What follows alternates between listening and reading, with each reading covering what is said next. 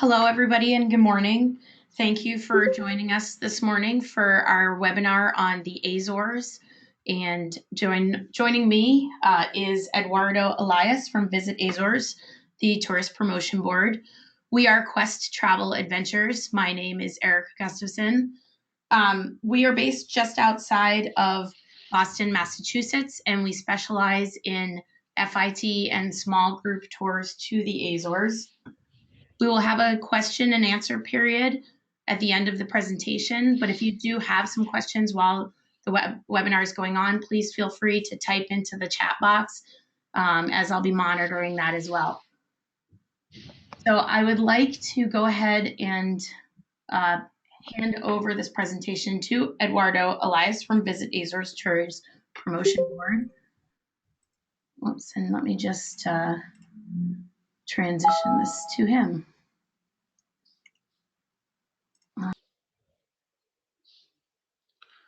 Okay, let's see. Yes. Okay, so it's always a pleasure to share with our dear friends from North America some of the highlights that make our island such interesting and ever-growing in demand tourist destination. This paradise was revealed to the Portuguese back in 1427. It revealed itself in 9 beautiful gardens located in the northeast quarter of the Atlantic, spread over an area of about 1 million square kilometers, divided into 3 geographic groups.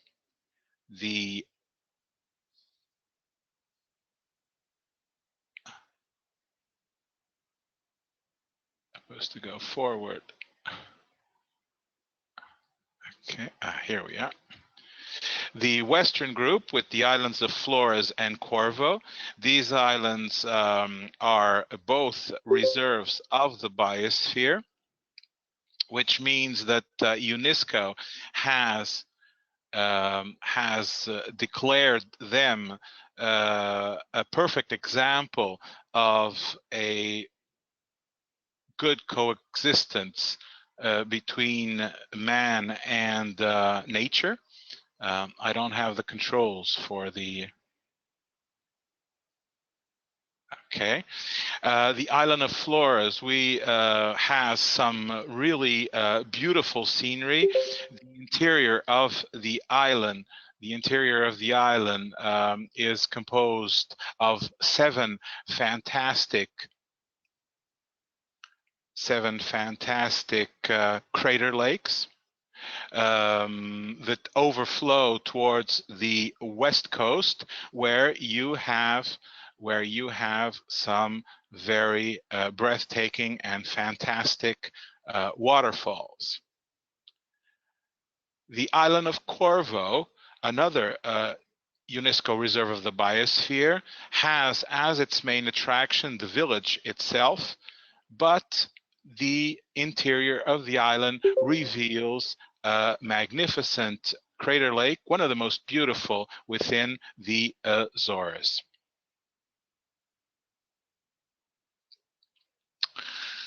In the central group, we will find the mountain of Pico, which is the highest mountain within Portugal, and it overlooks its 4 sisters.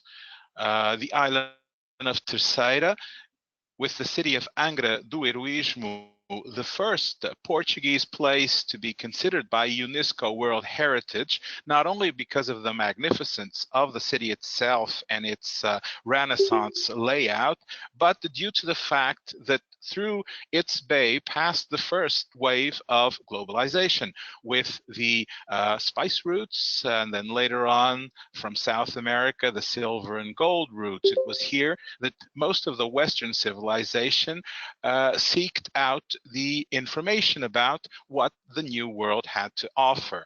The city has some beautiful gardens, and the interior of the island is full with a patchwork field structure, and it has some of the most beautiful chapels devoted to the Holy Ghost, and a very festive nature with partying going on all year round. The neighboring island of Graciosa is another UNESCO reserve of the biosphere, with some of the best 18th, 19th century coastal villages, good examples of Flemish windmills, because the islands in the central group were inhabited by people coming from what is today Belgium and the Netherlands, and very colorful coastlands. Next to it, we have Saint Georges with its coastal plateaus, over 70 coastal plateaus, considered by popular vote in Portugal the most beautiful coastal villages that we have in the country, that are only accessible by foot. And in the highlands, they have the lush pasture lands that produce what is considered the best milk in Europe. And it aids them to produce the most famous Azorean cheese. This is not to say the least, because we produce in the Azores over 30% of all Portuguese cow milk and over 51% of all Portuguese cheese. The island of Pico is the next in line, with one of Portugal's two vineyard cultural UNESCO World Heritage. The other one is in the port wine area. This is a place where man literally was able to produce wine from stone. They had to crack this volcanic stone. They had to pour earth into it, and they had to build precisely calculated walls around it to keep away the wind and the salt from the sea, and simultaneously let the sun in. These walls that were put together back in the 16th century, if line could go 3 times around the Ecuador. The interior is quite beautiful, with a series of lakes overlooking the mountain, and of course breathtaking views over the neighboring islands of São Jorge, Terceira, and Faial, where we will find one of the most beautiful bays in all the world, actually the 4th in demand for international yachting, and due to an old fisherman's sailor's tale, people believe that if they do not do a painting in the marina as they cross by, they risk shipwrecking. So, of course, nobody will take that risk, and this has made the Orta Marina one of the largest open-air naive art galleries in the entire world. The Peter's Cafe Sport, the most popular sailors bar, and in 1957 we had the most popular eruption of the 20th century, very well studied and now served by an interpretation center that, along with the island's natural assets, has won a series of European Destination of Excellence awards for Portugal. The Oriental Group boasts Santa Maria, with its large, actually the largest in the Northern Hemisphere fossil deposit on an island. It has given way to some of the softest white therapeutical sand beaches in the country, and some really eccentric attractions such as the Red Desert, the giant causeway, and some really colorful popular architecture. São Miguel boasts the country's most beautiful and grand crater lakes, Sete Cidades, one of the 7 natural wonders of Portugal, with one of the most beautiful scenic views in all of Europe. The crater lake of Fogo, with Portugal's most beautiful wild beach, and nearby you have some thermal waterfalls and pools that can go up to 90 degrees all year round, so very warm and welcoming all year round for the visitors to enjoy. Furnas, with the world's largest hydropolis, over 50 varieties of hot, cold, sparkling, plain waters to enjoy in this area. and also the only industrial tea plantations in all of Europe, with the sweetest of pineapples and some really romantic 18th, 19th century English style gardens where one can relax, as well as on the historical center terraces and along the coastal areas. These islands appeared about 35 million years ago on the mid-Atlantic ridge, and 7 of them went towards the east, 2 of them went towards the west. They began surfacing between 10 to 8 million years ago in the area of Santa Maria. This evidence is still visible today in our volcanic caves, both volcanic chimney, volcanic tube, among which we have the largest natural underdome cave in all of Europe, and some really cool volcanic formations that are now ideal for trekking, horse trails, all-terrain biking, can be enjoyed in paragliding over the crater lakes, or in adrenaline-driven activities like canyoning down the waterways that flow out of these craters, both in the interior and the coastal areas of the island. And of course, you can enjoy along the coast the fantastic waves, both for surfing, bodyboarding, and the many different and very challenging winds for windsurfing, and for a series of international regattas that pass through the island. But you can also rent with or without crew these boats to sail around the island. But you can also enjoy the calm interior waters, kayaking, canoeing, or doing a more trendy activity like stand-up paddle and yoga, which can also be enjoyed in the coastal areas where you can visit our local fauna and the original inhabitants of the Azores. We've actually been able to spot 25 different species of whales and dolphins in our waters. That's why we are one of the best places for whale watching and dolphin watching in the entire world. That's why we are considered an exclusive European island destination. Some examples in spring are the blue whale or the humpback. In summer, we get the male sperm whale and some orca families. And we also have some resident species like the female juvenile sperm whale. We have the common dolphin, the bottlenose dolphin, and the rhizo dolphin, with which one can snorkel, and it's always a special treat for the younger ones. The coasts around the island are very colorful, with a lot of volcanic formations, with many friendly fauna, and at large, you can enjoy some of the spectacular attractions, such as hydrothermal vents and big pelagics like the whale sharks, the blue shark, or the Chilean manta rays. We also have some really fantastic archaeological dives, the Dory, one of the 2 Liberty ships where one can dive in the entire world. A Liberty ship means that this is one of the ships that was refurbished in the United States to transport the troops over on D-Day in Normandy. We also have the Anchor Cemetery with 40 anchors from the 15th, 16th century. And we've got 3 golf courses, 2 in San Miguel, 18-hole and 27-hole, and 1 in Terceira, and a series of wellness centers, Ferraria, which has naturally volcanic heated seawater, or another example, Carapacho and Graciosa, that has mineral water that is great and therapeutical.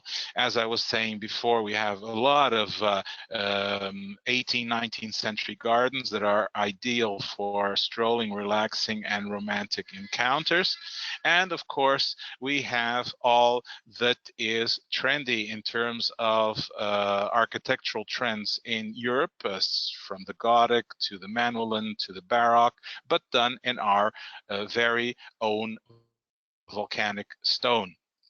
The past can be visited in our museums. The present can be interpreted in the science and interpretation centers that exist by most of our natural attractions. And because we are a very musical and performing arts population, over 20% of the Azorean population dedicates itself to performing artists, and that's why we have exported so many famous musicians, like, for example, Nuno Tencourt, that is one of the official composers for Rihanna over on your side of the Atlantic. We've developed the most melodic Portuguese guitar, the terceira 15-string guitar, and the most romantic guitar, the two hearts attached by the tear of saudade, that emotion that inspired the national song Fado.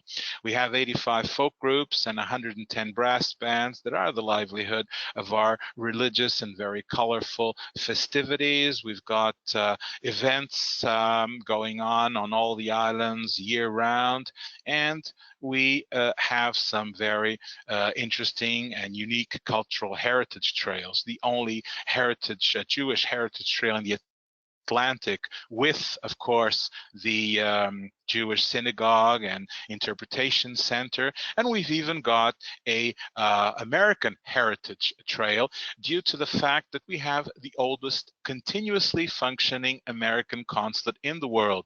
The first consul, John Street, was actually designated by President George Washington when the Secretary of State was Thomas Jefferson.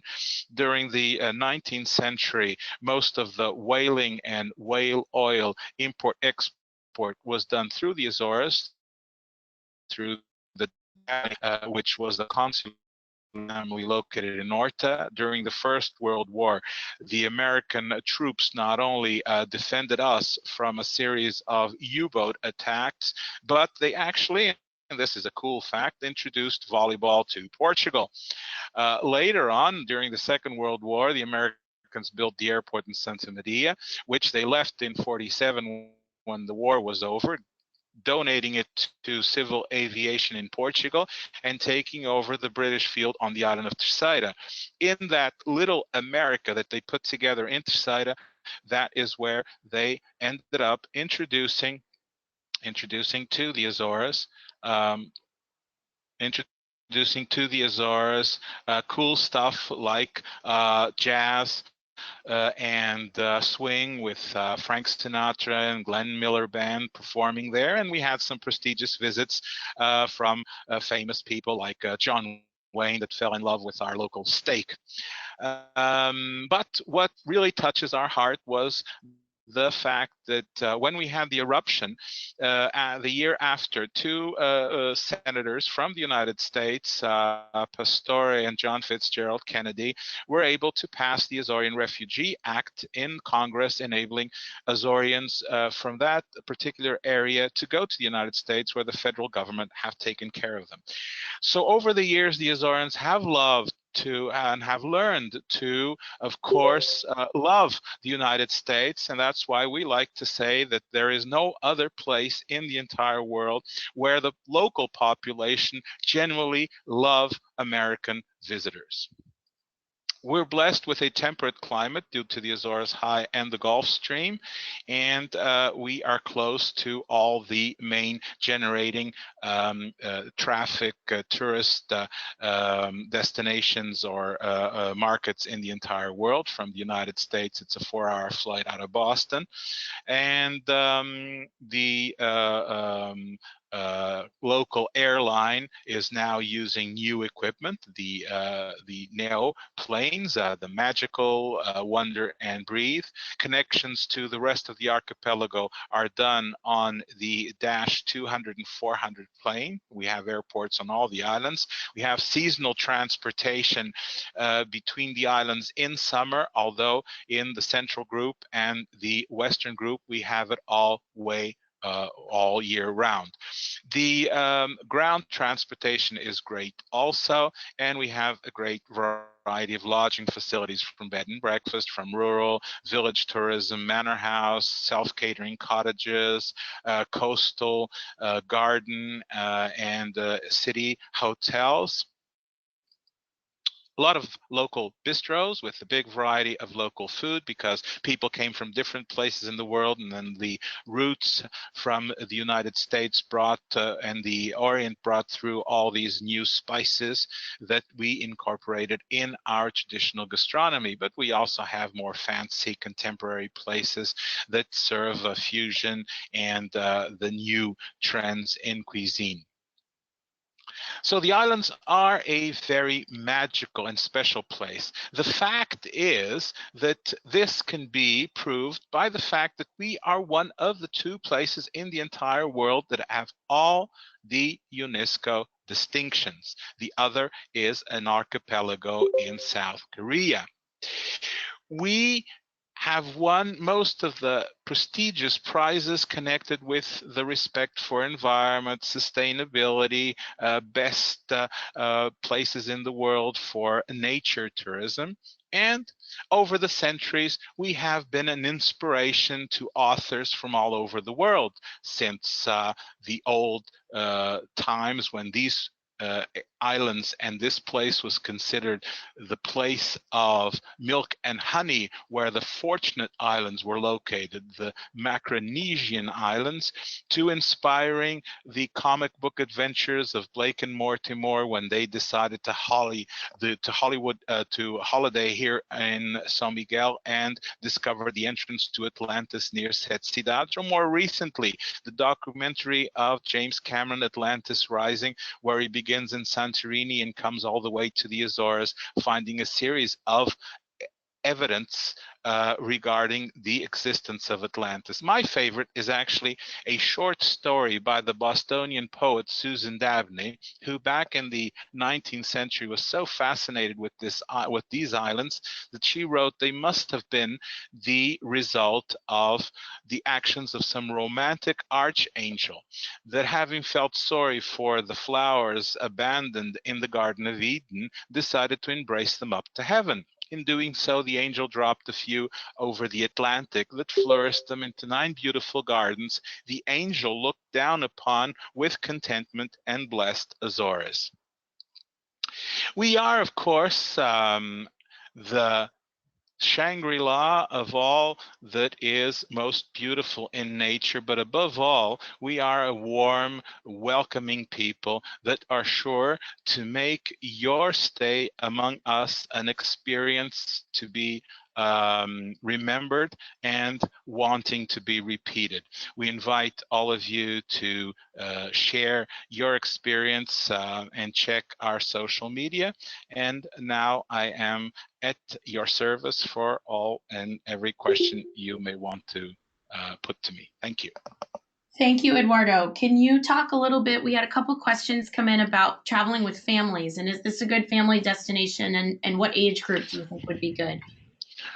It's a very family-friendly destination. We have people from babies to teenagers to adults, due to the safety of the place and due to the diversity of activities and occupations that one can offer anyone coming to the islands. You just have to make sure that the room you're staying at has whatever necessities you need, but it is a very family oriented destination, and that is why we are one of the top destinations for domestic tourism regarding families, especially during the school holidays, Easter, Christmas, and August, which is when Portuguese families holiday. You touched briefly on weather. Can you talk a little bit about weather in the off season, specifically like November to March? The Azores, because as I pointed out, cover an area of about 1 million square kilometers, have a very diverse weather span. That is why the main cities are located on the south coast, which means that on the same day and on the same island, you can easily experience the 4 seasons, depending on if you are on the south coast by the coast, or if you go to higher lands. That's why we joke about having the 4 seasons in one day, which means that when we talk about the average temperature, we have to add 2 to 3 degrees more when we are on the southern islands of San Miguel and Santa Maria, which is actually where the plane flies into. For example, here in the Bay of Ponta Delgada, we're talking of an average, the lowest temperature would be around 70, 75 in winter. Fahrenheit, 70, 75 Fahrenheit in winter, while the average in the Azores will be about 60, 65, so almost 10 to 15 degrees Fahrenheit warmer. Which means that it's mild all year round. You can get the occasional shower. We're having fantastic weather now, for example, and we're into the weather. We're into winter. This year, the sea has been exceptionally warm. That's why we've had an exceptionally great number of whale shark sightings. Excellent. Can you talk a little bit about the thermal springs if people are interested in visiting and dipping into the Yeah, thermal springs? the The best island. the the thermal springs. The island is San Miguel. In terms of where you can actually swim, you can swim on the west coast at Ferreria, at that wellness center. In the ocean, when the tide is low, the temperature of the waters can go up to over 100 Fahrenheit. So you actually have to wait for the tide to come a little bit in order to cool the waters down. By the Lake of Fogo, Lagoa do Fogo, you have waterfall and you have springs, swimming pools, thermal pools that are about 90, 95 degrees all year round. And in Furnas, you have in that romantic garden, the water there is around 90 to over 100 Fahrenheit. You also have 2 jacuzzis in that garden, so you can enjoy the pools and the garden. And close by, you have a pool called Poça de Beija. The Beija, it was a soap opera, and Beija was the lover of one of our kings, and supposedly because she bathed in that pool, she was always beautiful till the end of her days. So those are the places where you would go for the thermal pools. And those are all on San Miguel Island. On San Miguel, on San Miguel, on San Miguel. The other islands, you would have to go further out into the sea. The only exception would be the island of Graciosa, which is the most northern in the central group. Excellent. Can you talk a little bit about the best way to get between islands, and is it easy to travel between the islands? It's very easy. In the summer months, you have boat connections to all the islands. You actually have extra boat connections to Pico, and then from San Miguel, you have boats leaving to all the islands. You also have planes leaving from San Miguel to all the islands during the entire week. So from here, you can access easily all the islands, both on the Dash, the 400 that takes over 80 passengers, to the smaller islands like Graciosa or to Corvo. You will use the smaller one, the 200, which is a 35 passenger plane. And how about getting around the island? I saw somebody about asking about a hurricane. The Azores High, when it's positioned, it was a little to the northeast of the Azores when the Lorenzo arrived. When it's positioned on the islands, it functions as a sponge, which absorbs the hurricanes coming from the west or weakens them into tropical storms, which was actually what happened was, since the high was positioned at the northeast, the islands of Santa Maria and San Miguel were protected, and Lorenzo was sent up to Ireland, hitting the islands of the western and central group. Thank you so much. Yes. I'd like to thank everybody for joining us today, and I'd especially like to thank Eduardo for a great presentation. You can see here he has kindly provided his email address if there is a specific question to ask him. You can also contact us at Quest Travel Adventures, where we can put together some FIT or small groups. Somebody was asking Somebody was asking about the communicate the transport to the other islands. So you have planes leaving from San Miguel in the morning, in the midday, and then the afternoon. So you can leave very early in the morning to Santa Maria, spend the day in Santa Maria, and return by plane. Or you can go to other islands also in the morning, and then from the other islands connect to the subsequent islands. If you go to Fayal or Pico, year-round sea connections are available between Fayal, Pico, and São Jorge. The same is happens between the islands of Flores and Corvo. You have regular sea connections between those. Then it's the larger distance, around 150, 300 kilometers, that you have only the ferry, the summer ferry, which normally functions after the 5th Sunday after Easter and goes up to September. Excellent. Thank you again, Eduardo, and thank you everyone for joining us. And we hope to have a chance for all of you to visit. You're welcome. It was a pleasure. Bye-bye.